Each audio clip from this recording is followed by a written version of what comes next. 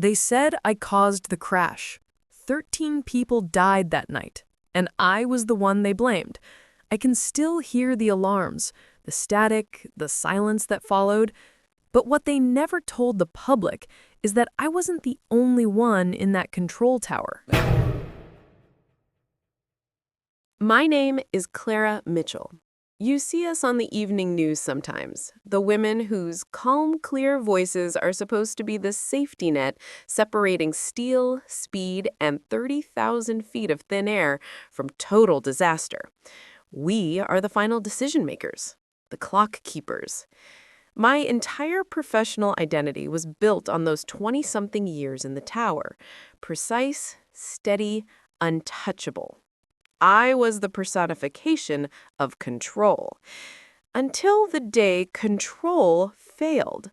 Not because of an earthquake or a fire, but because of a single phantom sound that I, and only I, seemed to hear. That was 6 years ago. Now, at 58, I am merely the ghost of my former self, working in a cold, silent room far below the active tower. My hair is grayer, and the certainty in my voice is long gone, replaced by a permanent knot in my stomach. But the worst change isn't visible. It's the way time feels now, a thick, treacherous fluid instead of a clean, forward-moving line. It was Flight 901, a routine red-eye cargo route leaving out of the Southeast Corridor. Visibility was perfect, wind conditions normal, the night air clear and black. Everything was going by the numbers until the very last transmission from the aircraft before rotation. In my final clearance, while guiding the crew to the ramp, I distinctly heard a small, static chirp, a single electrical stutter that was technically impossible, given the fidelity of the primary radio system, a sound like a fleeting, microscopic disconnect. It lasted perhaps a quarter of a second. It broke my concentration for that same sliver of a second, a blip, and almost nothing. In that blip, my procedural scan went late. I gave a clean departure on Ramp A clearance a moment too slow. And in that crucial, micro-delayed moment, Flight 901 initiated rotation, but did so precisely into the unscheduled last-minute arrival clearance path of Ramp B. There was no time to pull back, no time to stop. They sheared a parked fuel tanker on the perimeter road, an explosive inferno of black smoke, metal, and tragedy. 13 lives were lost instantly, ground crew and maintenance staff caught in the flash. Not in an air tragedy, but a preventable massacre on the ground. The FAA inquiry was exhaustive, cold, and absolute. They seized every tape, interviewed every soul, and tore apart the facility. My log proved the accident. The recorded timeline showed my slight hesitation, the one tiny error, the single unacceptable flaw. My career was immediately vaporized. The final report was a masterpiece of legal self-protection and organizational cruelty. It dismissed the static chirp as a probable aural hallucination caused by stress. The final, career-ending verdict was damning and simple. Clara Mitchell caused the incident due to inexplicable operator error and momentary lack of concentration at a critical time. I was exiled from the tower, my high-level license permanently revoked. They placed me in a small windowless office beneath the main building. They called it the Digital Audit and Reconciliation Chamber. It was a polite name for solitary confinement. My entire existence was reduced to a soul-crushing purgatory. I was forced to audit, categorize, and archive thousands of hours of old communication recordings, audio logs, and operational reports stretching back 30 years. My official new job description, written by the icy head of my review board, Mr. Vernon Haas, reconciliation of ambiguous communication assets. It was professional punishment disguised as make-work. The cruelty was palpable. They forced the precise professional who relies on perfect audio clarity to listen to years of scratchy static, incompetence, and half-heard commands. The solitude here is complete. The only noise is the gentle hiss of old ventilation and the low, muffled echo of planes landing hundreds of feet above me, ghosts of metal I'm no longer allowed to guide. The work is designed to drive me mad. Just me, the screen, the archives, and my overwhelming grief.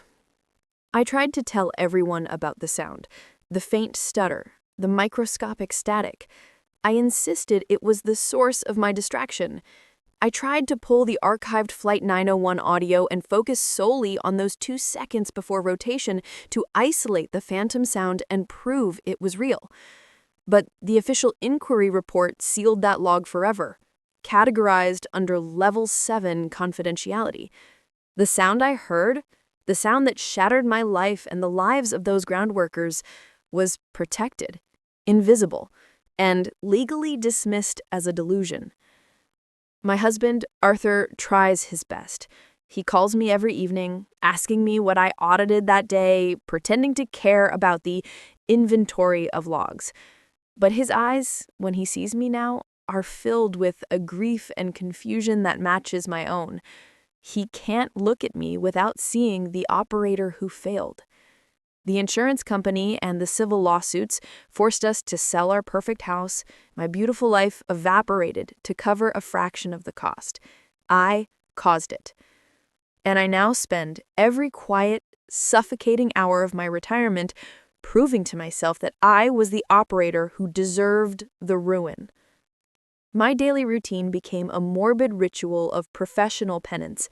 I spent countless hours archiving old, insignificant conversations, 1995 traffic flow analysis, 2002 weather updates, hoping to drown my guilt in pointless, bureaucratic noise.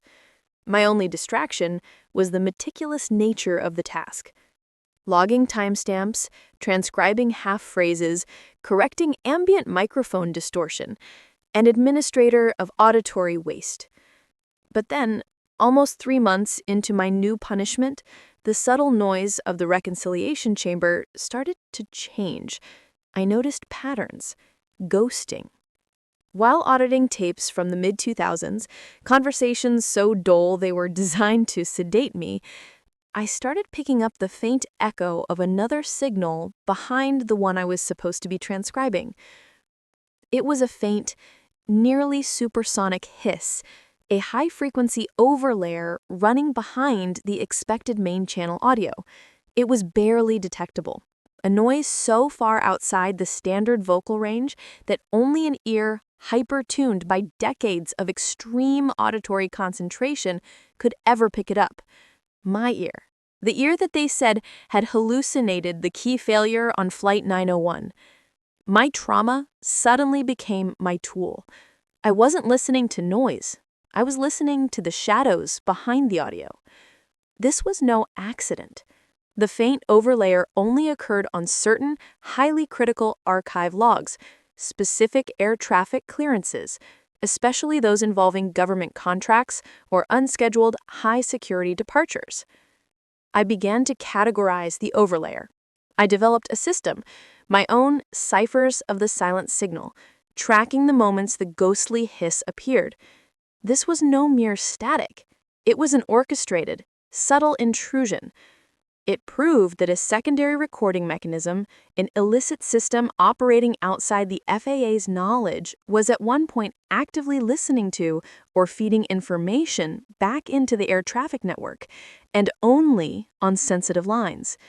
Someone or something was running an operation within my network of control, a deliberate, decades-long breach. The blood went cold in my veins.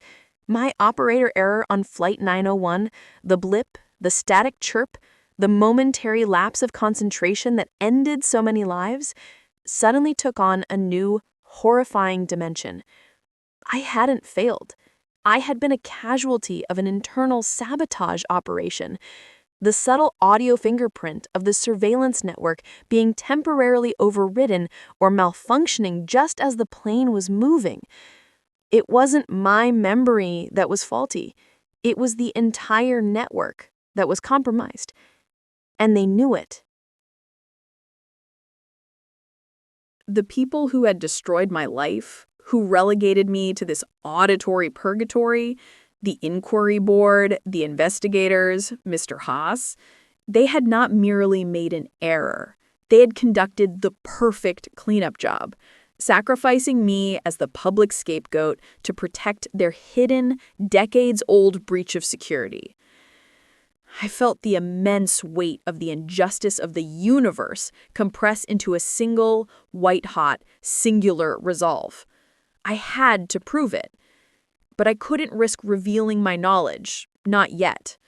The forces that buried the truth of Flight 901 were not just corporate figures.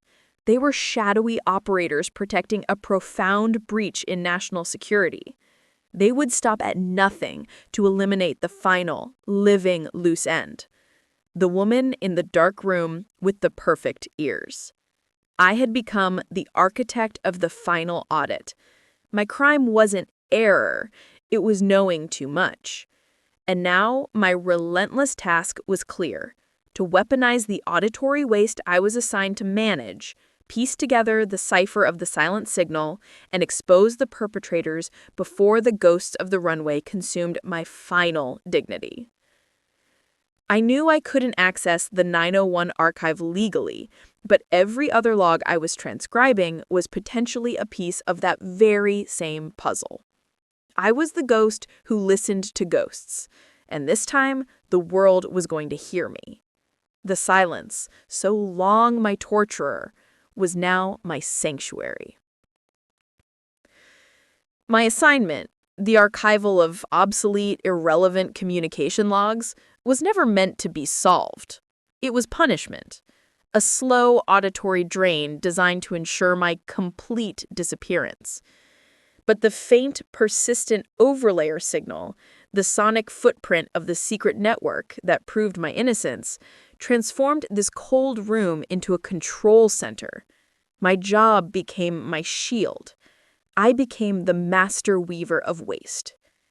The task of piecing together the cipher of the silent signal required a new level of surgical mental discipline. The high-frequency hiss didn't transmit data like normal voices. It was a digital heartbeat, a meta-signal, indicating the exact times and duration the illicit listening/transmission devices were active. I cross-referenced the signal's appearance with the operational context of the audited logs, using the sheer randomness of the 30-year archive to hide my focus.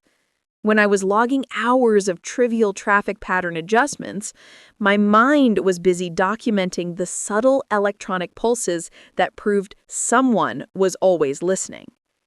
I found my main suspects quickly. They weren't strangers. They were my old life.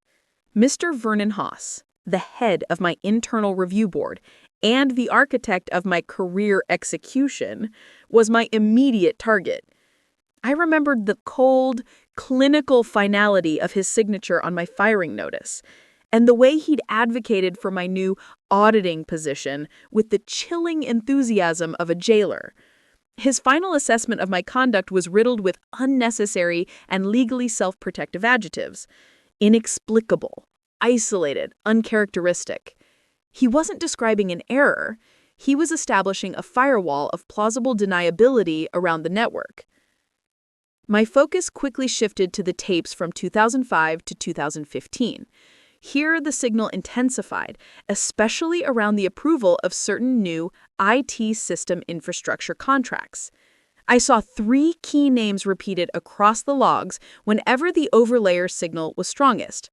Haas, John Peterson, the lead IT architect for a series of sensitive hardware upgrades that decade, and a man named Dr. Adrian Royce, an obscure communications expert whose presence on internal documents only appeared after major upgrades. These men were the triumvirate of silence. They hadn't just used the glitch to destroy my concentration on Flight 901. They had built the very flaw that shattered my life.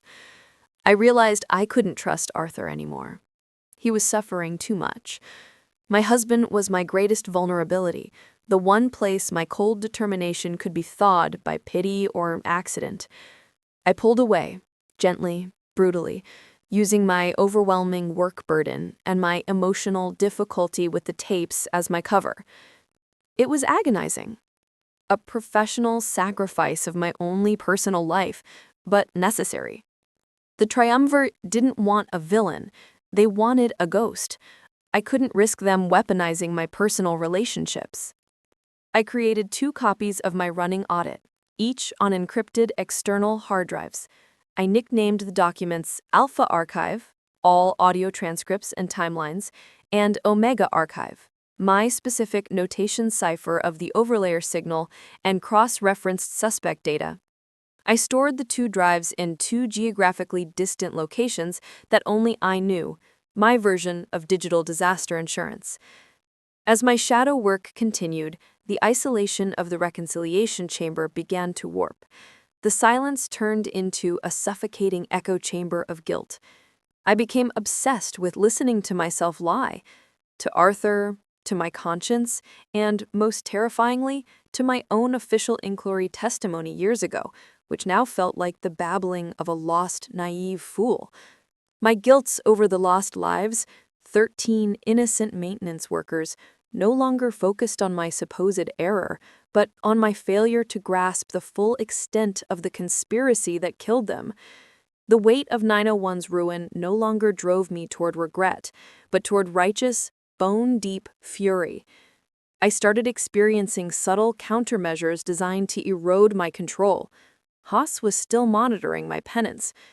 The air conditioning unit, my single companion, began to flicker, creating irregular, low-frequency hums designed to mimic the signal I was documenting. Then entire folders on my hard drive, logs I'd spent days on, would appear corrupted or be randomly recategorized, a digital tampering too specific to be a hardware failure. Haas wasn't passively observing my slow disappearance. He was actively gaslighting the ghost to accelerate my madness. They wanted me to confess, not to their conspiracy, but to my self-inflicted guilt. I understood his logic. The most elegant destruction isn't external. It's making the target believe they are broken. My perfection became my undoing. My professional pride couldn't admit to technical error, and my personal suffering prevented me from admitting hallucination. I realized the full psychological torture of my assignment. He wasn't punishing my career. He was weaponizing my meticulous nature against my own mind. My focus became absolute. Find the definitive link between the cipher of the silent signal and the one thing they locked away, Flight 901's official final communication log. The official 901 log was under Level 7 confidentiality, accessible only via a specific, complex password stored in the physical log cabinet located in a secure wing known as the Iron Room. This entire part of the operation, I learned in a flash of terrifying clarity, was run by a keyless fingerprint security access system. A quick dive into the archives I was allowed access to gave me my answer. A completely insignificant 20-year-old internal facilities management document, hardware system manual for Sentry-safe locks. A paragraph dedicated to the now-retired Iron Room's access policy revealed the secret. The system recorded the fingerprint images, but kept a specific, encrypted, low-resolution copy of the print on a legacy data stream intended for backup in case of biometric sensor failure. The fingerprint was there, logged and archived. I focused on the personnel records. The Iron Room policy dictated that 2 board members, Hawes and his predecessor, were required to provide physical access signatures every 2 weeks to log tape removals. Hawes's signature was still required. I located his fingerprint image, a slightly blurred thumbprint taken from an old facilities entry memo I was auditing that week. I copied the image digitally and stored it deep within my Omega archive, waiting for the moment to bypass the system that buried my name. This was no longer just about proving my innocence. It was about taking down a systemically corrupt structure from within. A breach of aviation and national security they had kept silent for 30 years, using people like me as the sacrifice. The triumvirate had made a fatal miscalculation. They never accounted for the fact that a truly diligent archivist finds everything. The irony of being framed for an oral hallucination by a surveillance architect who depended on a flaw I was currently auditing was unbearable. But the real unthinkable twist lay in the sheer number of victims. The overlayer signal was running on hundreds of hours of current log material as well. This wasn't an archive cleanup. The illegal listening and intrusion system was still active. It hadn't stopped after my disgrace. It had merely been shielded by my dismissal. The danger was ongoing. The conspiracy was operational and expanding. And the final piece of the terror? I found 2 tapes in the unindexed logs I was never meant to audit. A casual lunch conversation from 4 years ago between Peterson, IT architect, and an unknown voice. The unknown voice said, "The Mitchell problem is solved. The audio proof of our field test is destroyed, and the spouse is now manageable." My blood turned to ice. The spouse, Arthur. They hadn't just destroyed me. They had a separate file on my life outside the tower. The emotional trauma I had weaponized as a personal shield was an object of professional scrutiny for the triumvirate of silence. My life, the sale of the house, the grief, the retreat, was logged, filed, and considered manageable. The shame was that I had let Arthur bear that monitored guilt alone for 6 years. My greatest protection was their weapon.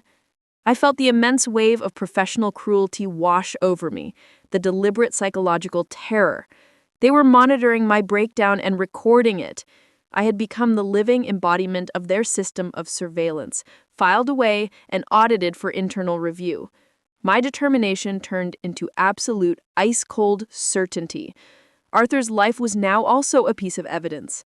I had to destroy their whole structure. The ultimate betrayal was now my single-minded target. I moved forward into the most dangerous phase, leveraging my discovered secrets and preparing the trap for Haas, using the Iron Room key and my own life as bait. The isolation of the reconciliation chamber was over. The chilling truth that the triumvirate, Haas, Peterson, and Royce, had deliberately weaponized my emotional breakdown, monitoring my and Arthur's grief, extinguished any remaining fear I held. My goal was no longer justice. It was a devastating, total annihilation of the system they built, a system fueled by corruption and grounded by the 13 lives lost on Flight 901. My key lay in a paradox. I had to commit a security violation using the triumvirate's own biometric system to retrieve the one audio file they destroyed to prove my innocence. I planned the act with the cool precision of a professional operator making a perfect emergency landing. My first action was simple but psychologically essential, severing the controlled vulnerability. I packed a bag and left my small, depressing apartment, leaving a short note for Arthur. It read, "The truth is worse than you imagined.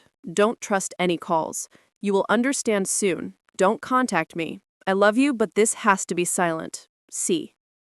This single intentional silence destroyed their ability to monitor me through my known emotional vulnerability. My grief was officially retired as a useful tool. The time for action was late Friday evening, the moment when vigilance is lowest. I accessed the restricted perimeter near the Iron Room through a maintenance access route that only an unobtrusive administrative compliance officer would know.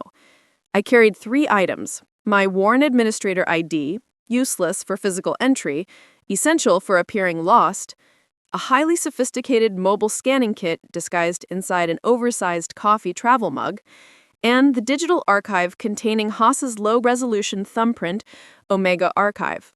The Iron Room itself was located on the deep sublevel, a vault of security tapes and audios designed for maximum containment. The only access was the obsolete but highly encrypted biometric system. I used the access panel of a nearby unused server rack as my workbench. I transferred Haas's thumbprint image from the Omega archive to a specialized translucent film, a trick I'd read about in one of the facility's logs years ago. Then, using my coffee mug's disguised scanner as a power conduit, I initiated the protocol. My old ID badge served as a mask. If caught, I was merely the lonely administrator who, due to emotional stress, was attempting to retrieve sentimental audit files that needed re-verification. They would assume madness. I was conducting surgery. The system blinked. A single, triumphant, but quiet beep. Access granted.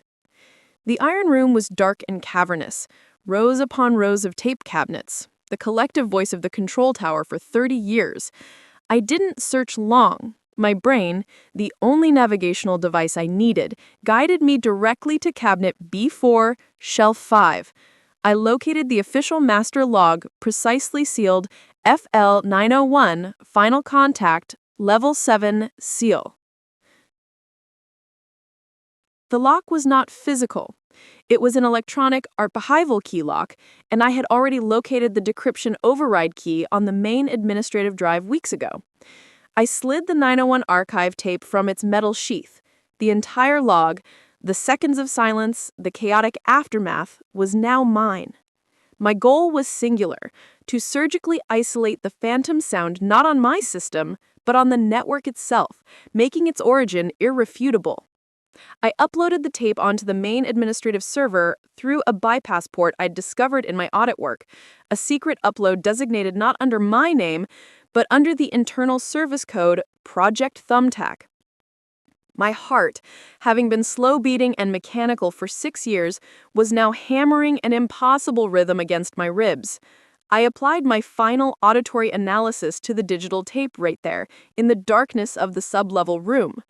I wasn't listening for static. I was running a cross-reference for the specific high-frequency cipher of the silent signal, the ghostly acoustic watermark that proved an intrusion device was running, against the precise 2-second lapse in my voice log. The screen confirmed the analysis in cold, terrifying data. The phantom chirp I heard that fateful morning was the exact electronic decay signature of the illegal listening device attempting to power down. A momentary spike in white noise as the covert surveillance operation temporarily shorted out and lost containment in the tower console. My distraction was real, planted, and a direct act of sabotage. They didn't just sabotage the network. They performed an audible warning of failure. And they made sure only one person would hear it and be blamed. In the midst of this professional confirmation, the true, unexpected, gut-wrenching trauma surfaced. I found 2 files linked to the 901 crash outside the master archive. Tapes titled Mitchell A, Subject Log 4, and Mitchell A, Behavioral Assessment. My trauma was about to be completed. I hadn't just sacrificed my love, I had betrayed him to their silent surveillance. I loaded the Mitchell A files. The voice was cold, academic, utterly without conscience. Dr. Adrian Royce. Subject is reacting predictably to imposed stress protocol. Financial ruin and social disgrace have proven effective external catalysts. Monitor for sign of intellectual breakthrough on 901 anomaly. Prediction, self-incrimination via guilt. They were watching me for 6 years. They were logging my husband's grief to predict my next mental move. They weren't just the cause of my fall. They were the directors of my misery. I stood there paralyzed not by fear of discovery, but by the sheer, crushing evil of it all. My redemption became instantly irrelevant. My priority was utter annihilation. My emotional composure fractured. I needed a human sacrifice to complete my plan. A name on the audit needed a face to bear the shame. Vernon Haas. I sent a brief, urgent text using an anonymous burner phone and the security system's internal network to bypass typical logs to Mr. Vernon Haas's encrypted work phone. Log 901 access breach. East foyer, sublevel. Sub-admin attempting log integrity verification. Immediate attendance required. Code, Thumbtack. Haas's ambition guaranteed his appearance. He wouldn't risk having any security administrator verifying the system without his knowledge. He would have to expose his control to stop the audit. He arrived 15 minutes later, out of breath, alone, his security jacket haphazardly buttoned. His face was twisted with the immediate, visceral recognition that his perfect plan was unraveling. He expected to find a timid junior guard. He found the woman he had sent into the abyss. "Clara, what in God's name are you doing here?" His whisper was sharp, laced with genuine terror. I remained calm. I didn't hide the coffee mug scanner or the official open master archive cabinet. I just held up the 901 log tape, clearly labeled and visibly compromised. I came to do the one piece of reconciliation you couldn't trust yourself to finish, Mr. Haas. His mask of authority dissolved into panicked greed. He lunged for the tape, snarling, the precise lack of control he always punished in others. "You suicidal fool, give me that tape. You will sign a total confession of paranoia and destroy your own reputation, or I will ensure your family—" I let the threat hang. It was useless now. The sound of his fear was my definitive proof. I wasn't interested in the tape. The audio had already been digitally copied and broadcast. In a carefully staged action, I pushed a silent button under my workbench, an external line dial I'd spliced into the Iron Room secure intercom. This single action did two things.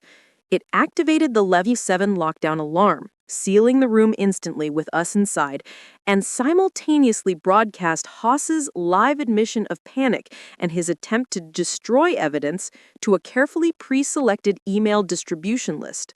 The lead FBI contact for organized fraud, identified through my Omega archive data, a high-profile investigative journalist I had been tracking for 2 months, and most crucially, Arthur's cell phone number, programmed for voice-to-text recording. "It's too late, Mr. Haas. The tape is secured," I said, moving away from his grasping hands. "But my voice log is active now, on the main system. The final audit of Flight 901 is underway.